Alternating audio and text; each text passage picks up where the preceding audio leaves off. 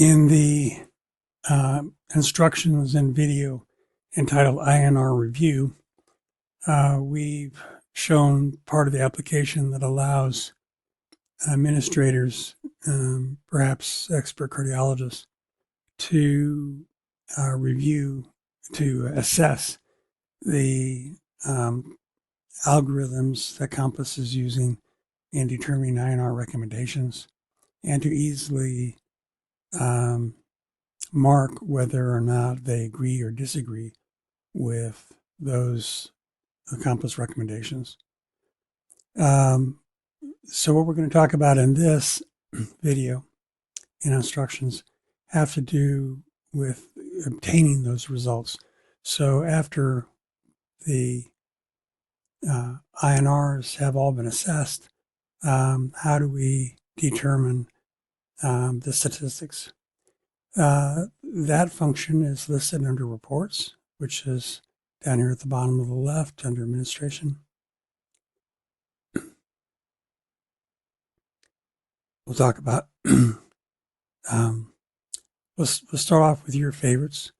The first has nothing so much to do with the review, but just an assessment of the patients. So in how many bleeding events have we had? Now you notice in the title of this is bleeding events test patients. So this is only patients whose last name begins with ZZZ. These are fake patients. It's used for illustrative purposes only. There are other views.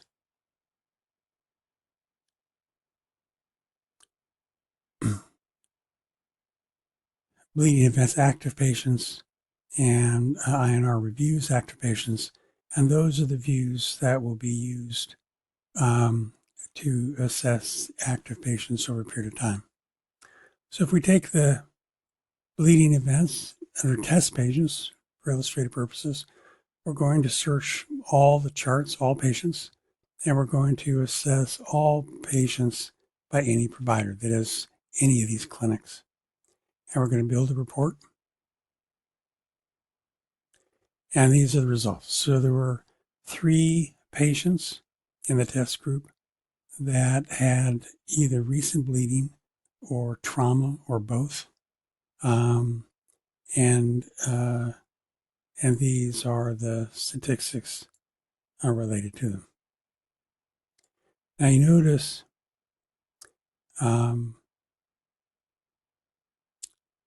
that we have other options.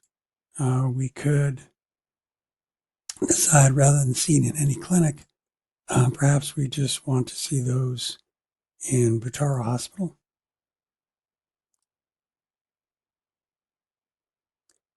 And in this case, there were none. So let's look at the INR reviews. These are the results of the INR review application. And again, we'll use test patients, those patients with last name beginning ZZZ, and we're going to search all charts in any clinic. And what we found is that 9.1% of the time that the reviewer agreed with the program, 9.1% of the time disagreed, and 81.8% of the time it hasn't yet been reviewed. So if we assess these, we can see the patient demographics, the last warfarin dose, and in this case, I was a reviewer, and we made a comment that says, seems like the warfarin should have been held. And so this gives us a quick and handy way of compiling the statistics related to the algorithms of the program. These can be exported. In this case, we'll export by pipe. And this is the data in pipe format. We can select it all, copy it, and subsequently paste it into Excel. If you, rather than see these summary statistics, it is possible just to review them all, hit expand categories. There are also search functions and print functions that you can explore.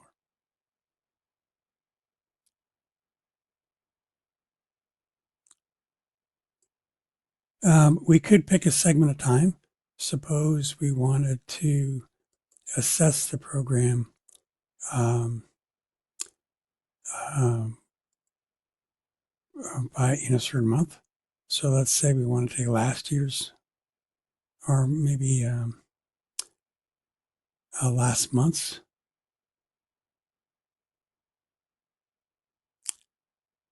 As you see, many different options here. Say the patient's last year, we create a report, and there were no patients seen last year. Probably a bad example. If we want, there are um, um, advanced search options.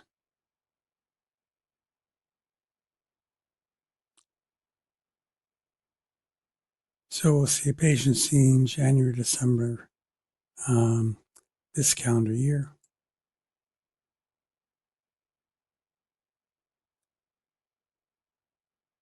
These have all been reviewed. And you see that these are all pending review. And you can see that the dates are